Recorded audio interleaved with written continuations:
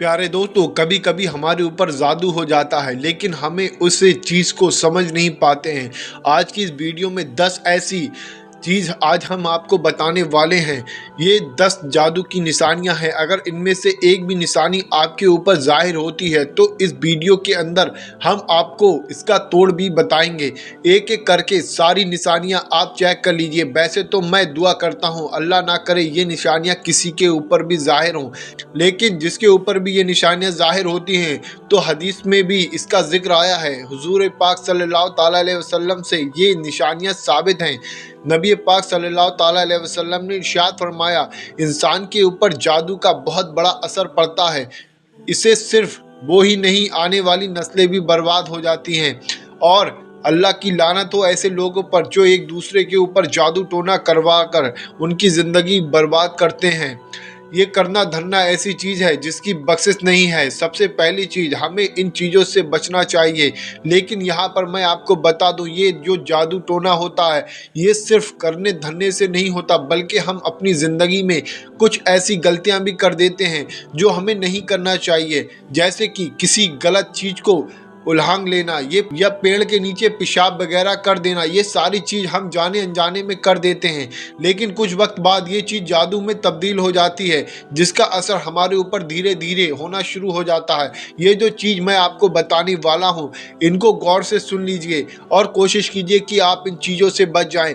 आइए हदीस से जो 10 निशानियाँ जादू की साबित होती हैं वो जान लेते हैं। नंबर 1, बेवजह की बीमारी और इलाज का असर ना होना। हुजूर पाक सल्लल्लाहु ताला अलैहि वसल्लम ने इरशाद फरमाया, अल्लाह ने हर बीमारी का इलाज उतारा है। बुखारी 5678। अगर किसी के ऊपर इन बीमारियों से शिफा पाने के लिए दवा का असर ना हो तो उसे समझ जाना चाहिए कि उसके ऊपर जादू का असर हो चुका है।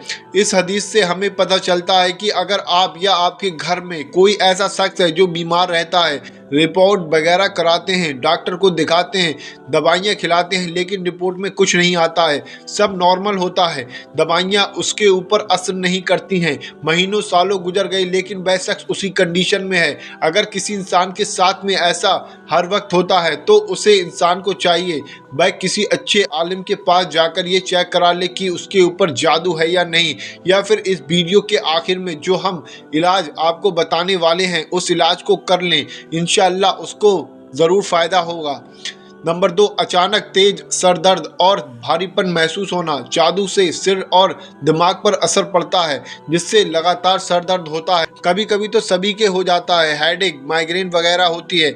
उसको आप जादू टोना ना समझें, लेकिन आपके साथ लगातार हर दिन ऐसा होता है, आपके सर में अचानक से तेज दर्द उठ जाता है और पूरा सर घूमने लगता है, भारीपन सा महसूस होता है, तो आप समझ जाए आपके ऊपर जादू का असर हो चुका है। नंबर 3, नींद में डरावने ख्वाब आना। हदीस है कि शैतान इंसान को ख्वाब में तकलीफ पहुंचाता। मुस्लिम 2263। कभी कभी की बात और है, लेकिन आपके साथ रोजाना ऐसा होता है। सोते वक्त आपको डरावने ख्वाब आ रहे हैं, खुद को पहाड़ के ऊपर से गिरता हुआ देख रहे हैं, या फिर आप रोज ख्वाब में कोई ऐसी चीज देख रहे हैं जिसका कोई वजूद ही नहीं है, लेकिन वो चीज़ आपको ख्वाब में आकर डरा रही है। ऐसा आपके साथ बार बार हो रहा है तो आप समझ जाइए आपके ऊपर जादू का असर हो चुका है, आपको इलाज की ज़रूरत है। नंबर 4, अचानक रिश्तों में दरार और झगड़े होना। कुरान में सूरह अल बकरा आयत नंबर 102 में अल्लाह इरशाद फरमाता है, और वो बीवी और शौहर के बीच में फूट डालते हैं। अगर आपके रिश्ते पहले अच्छे थे और अचानक से ख़राब होने लगे, आप दिल से तो चाहते हैं आप निभाएं, लेकिन आप निभा नहीं पा रहे हैं, दिमाग में आपकी गलतफहमियां घूम रही हैं, तो यहाँ पर आप इस शख्स को दोष मत दीजिए। उससे आप जिससे आप निभाना चाहते हैं, ये पूरे आपके दिमाग का खेल है। ये जादू के असर की वजह से हो रहा है। आपके दिमाग में शैतान गलत ख्याल डाल रहा है जिसकी वजह से आपके रिश्ते खराब हो रहे हैं। कहीं ना कहीं हम इसको देखें तो ये जादू की निशानी हो सकती है। नंबर 5, नमाज, कुरान या इबादत में मन ना लगना। नबी पाक सल्लल्लाहु ताला अलैहि वसल्लम ने इरशाद फरमाया, जिस इंसान के ऊपर जादू का असर हो जाता है वो इबादत में सुस्ती और बेरुखी महसूस करता है। यानी कि अगर आपके ऊपर जादू का असर है तो आपका नमाज में दिल लगेगा ही नहीं। कुरान को खोले हुए शायद आपको सालों हो चुके होंगे, आपका दिल खाली बैठे हुए कहता है कि हम अब से रोज़ाना नमाज पढ़ेंगे या कल से नमाज पढ़ेंगे, लेकिन जब आप नमाज पढ़ने के लिए जाते हैं तो आपको ऐसा लगता है कि जल्दी से नमाज ख़त्म हो और हम अपने घर को जाएं या अपने कामों में लग जाएं। अगर आपके साथ हर नमाज में ऐसा होता है तो आप समझ जाइए आपके ऊपर जादू का असर हो चुका है, क्योंकि जादू का दूसरा नाम शैतान की चाल है। और जिसके ऊपर जादू होगा तो शैतान कभी नहीं चाहेगा कि वह अल्लाह की इबादत करे, क्योंकि नमाज अदा करेगा, कुरान की तिलावत करेगा तो जादू कट जाएगा। इसलिए आपका दिल उन चीज़ों से लगना ही नहीं है। नंबर 6, अचानक तेज गुस्सा आना या बेवजह उदासी महसूस करना। जादू से आपके दिल पर असर पड़ता है, जिससे दिमाग में बेचैनी बढ़ जाती है। आप किसी से नॉर्मल बात कर रहे हैं और बात करते करते अचानक से कुछ वक्त बाद आपकी उससे लड़ाई हो रही है, और ऐसा आपके साथ लगातार रोज़ाना हो रहा है। सामने वाला बंदा कोशिश कर रहा है कि वह आपसे अच्छे से बात करे, लेकिन आप उससे अच्छे से बात करना ही नहीं चाह रहे हैं। तो ये कहीं ना कहीं जादू की एक निशानी है जो आपके दिल पर असर कर रही है। लेकिन बार बार आपको गुस्सा आ रहा है, चिड़चिड़ापन महसूस कर रहे हैं, तो समझ जाइए आपके ऊपर जादू का असर हो चुका है।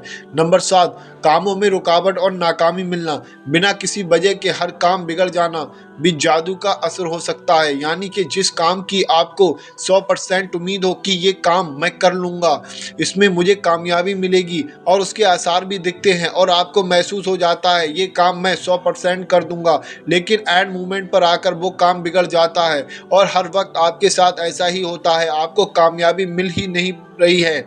ऐसा लगता है कामयाबी करीब आकर और अभी लौट गई, और ऐसा आपके साथ बार बार होता है। एक बार देखो नॉर्मल सी चीज़ है, हो सकता है, लेकिन हर काम में आपके साथ अगर ऐसा हो रहा है तो आप समझ जाइए आपके ऊपर जादू का असर हो चुका है। नंबर 8, खाने में स्वाद ना आना या उल्टी जैसा महसूस होना। जादू का असर पेट और सेहत पर भी पड़ता है। एक ऐसा खाना जिसको आप पहले बहुत ज़्यादा पसंद करते थे, लेकिन अचानक से आपका उस खाने से दिल हट गया।